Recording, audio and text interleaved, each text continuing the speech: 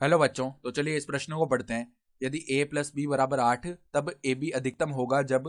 तो यहाँ पर देखो, हमें चारों विकल्पों में से सही विकल्प का चयन करना है। ठीक है, तो प्रश्न में आगे बढ़ने से पहले इस प्रश्न से संबंधित जो मुख्य उदाहरण है उसकी हम चर्चा कर लेते हैं।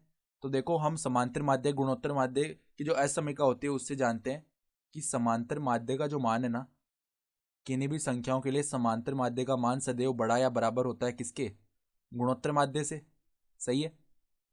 तो अब देखो, इसी असमीका का प्रयोग हम कर लेते हैं ए और बी में। तो हम क्या बोल सकते हैं कि ए और बी का जो समांतर माध्य यानी ए प्लस बी बट्टा दो आएगा समांतर माध्य, ये सदैव बड़ा या बराबर किसके होगा? ए और बी का जो गुणोत्तर माध्य वो क्या आएगा? ए बी की घात एक बट्टा दो। तो देखो, ए प्लस बी का मान है सवाल में 8, तो 8 बट्टा दो 4 आ जाएगा, यानी 4 सदैव बड़ा या बराबर होगा किसके?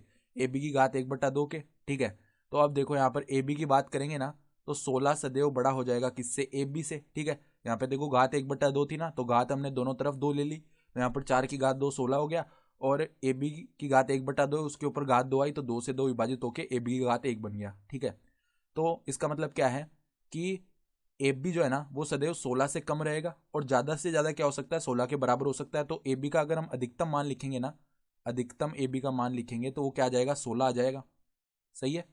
तो विकल्पों में देख लो, हमें मतलब क्या क्या संबंध पता चल गया कि ए प्लस बी बराबर 8 है। ठीक है, यानी कि ए और बी को जोड़ने पर 8 मिलेगा, और ए बी का जो अधिकतम मान है ना वो 16 है।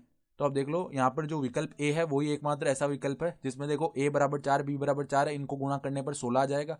तो ए बी का अधिकतम मान मिलेगा हमें यहाँ से, और 4 प्लस 4 8 भी मिल रहा है, यानी जोड़ने पर 8 भी आ रहा है। तो विकल्प ए हमारा सही विकल्प आ रहा है। ठीक है, तो आशा करता हूँ कि आपको ये प्रश्न समझ में आया होगा। धन्यवाद।